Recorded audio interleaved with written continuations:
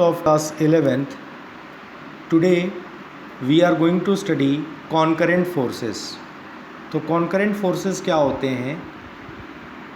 The forces acting at the same point on a body are called concurrent forces. जैसे यहाँ पर एक point O है, तो पॉइंट O पर तीन फोर्स वर्क कर रहे हैं, F1, F2, F3.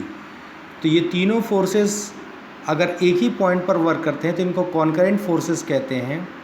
और अगर इन सभी फोर्सेस का नेट रिजल्टेंट जीरो हो जाए तो बॉडी को हम इक्विलिब्रियम में बोलेंगे. So if three forces F1, F2 and F3 acting at the point O are such that F3 equals to minus of F1 plus F2, then the body will be in equilibrium. देखो यहाँ vector के parallelogram law से क्या होगा, F1 और F2 का जो resultant होगा वो डायगोनल के अलॉन्ग होगा, तो ये कहलाएगा F1 plus F2. F1 plus F2 क्या है, F3 के अपोजिट है. तो यहाँ से वेक्टर F3 किसके बराबर हो गया, minus of F1 plus F2.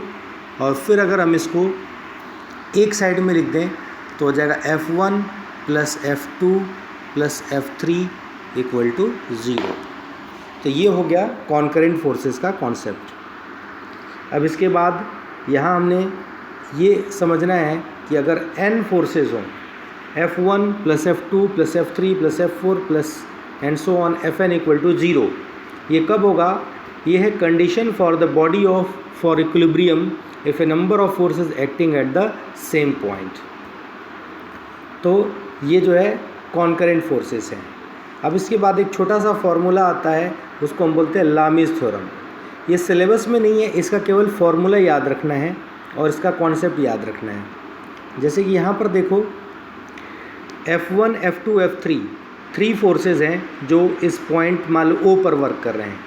तो लामीज़ थ्योरम कहता है कि if three forces acting on A particle keep it in equilibrium, then each force is proportional to the sine of the angle between the other two forces. जैसे ये F1 force है तो ये F2 और F2 के बीच जो F2 और F3 के बीच जो एंगल है उसके प्रोपोर्शनल होगा, यानी F1 proportional to sign alpha. ऐसे ही जो ये F2 है ये F1 और F3 के बीच जो एंगल है उसके साइन के प्रोपोर्शनल होगा, तो F2 प्रोपोर्शनल टू हो जाएगा साइन बीटा. और ऐसे ही जो F3 है वो F1 और F2 के एंगल के साइन के प्रोपोर्शनल है, तो F3 प्रोपोर्शनल टू हो जाएगा साइन गामा.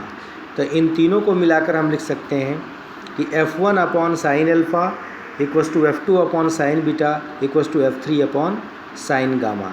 तो ये है आपका लामीज़ थ्योरम, इसको हम लामीज़ थ्योरम कहते हैं. तो आज हमने ये क्वेश्चंस ये टॉपिक पढ़े थे. कुछ न्यूमेरिकल्स मैं सेंड कर रहा हूँ, इनकी प्रैक्टिस आप सभी स्टूडेंट्स को करनी है. तो thank you, thanks for today.